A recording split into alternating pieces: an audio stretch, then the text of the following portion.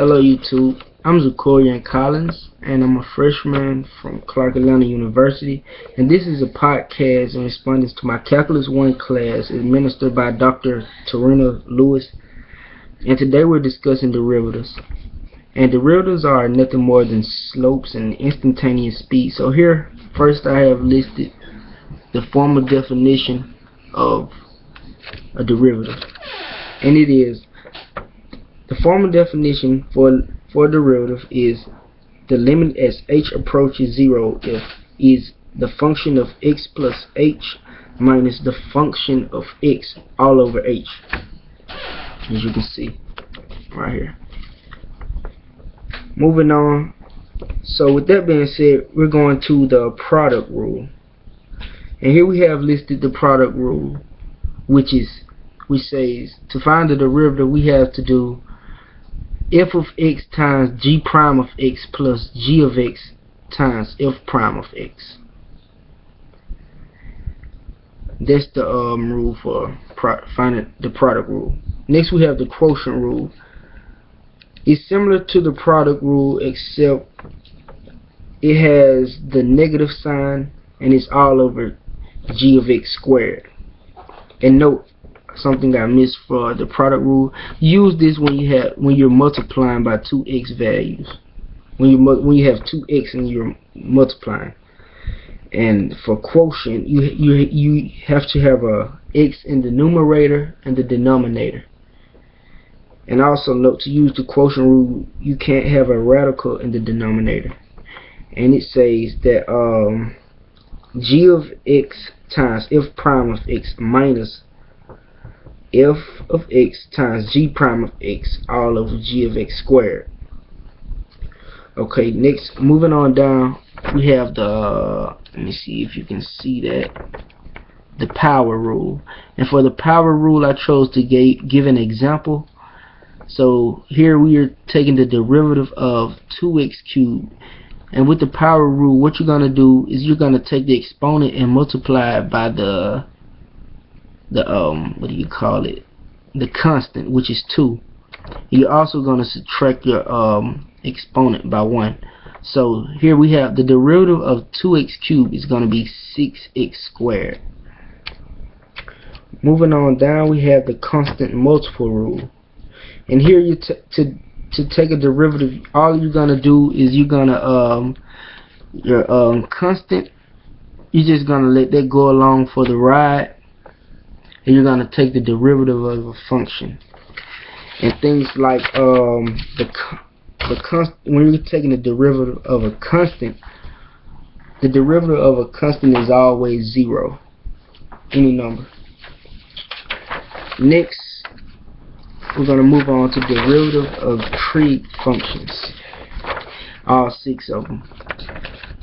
The 6 trig functions are sine, cosine, tangent, secant, cosecant, and cotangent.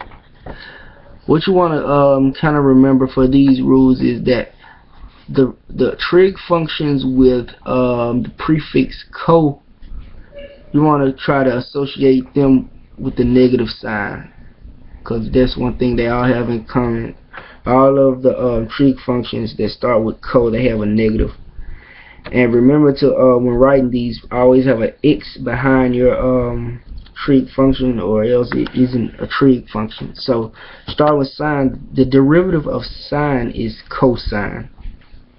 The derivative of cosine is negative sine. The derivative of tan is secant squared. I don't know if you can see that or not. Alright, coming to the other side, we have the derivative of secant is itself times tan. The derivative of cosecant is negative cosecant times cotangent. The derivative of cotangent is cosecant squared. And like I said, you want to try to associate the negative sign with the trig functions that start with co. Alright, next we have the derivative of e to the x, and you want to know that that's always going to be itself, and the derivative of natural log, which is 1 over x, and you want to know that these two are inverses of each other. Coming to the other side,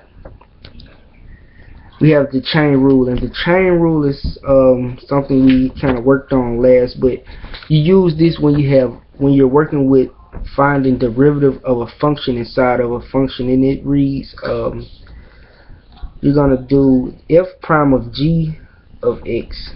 Hold on, I'm on center. The function of f prime of g of x times g prime of x. And that's the rule you want to use with the chain rule.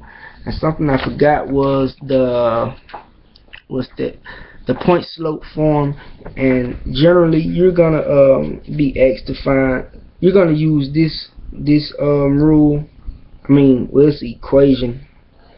They normally want you to find the equation of a tangent line, and this you want to put it in this form, point slope form. And what they're gonna do, they're basically gonna give you an x value, and you're gonna plug your x value into your function.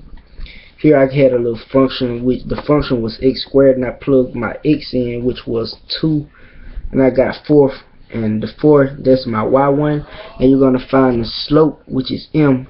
And after plugging these numbers into the appropriate locations, you're gonna you're gonna move your y1 over to the other side with the x.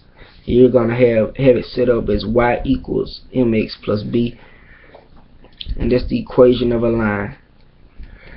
I think that's about all. Thanks.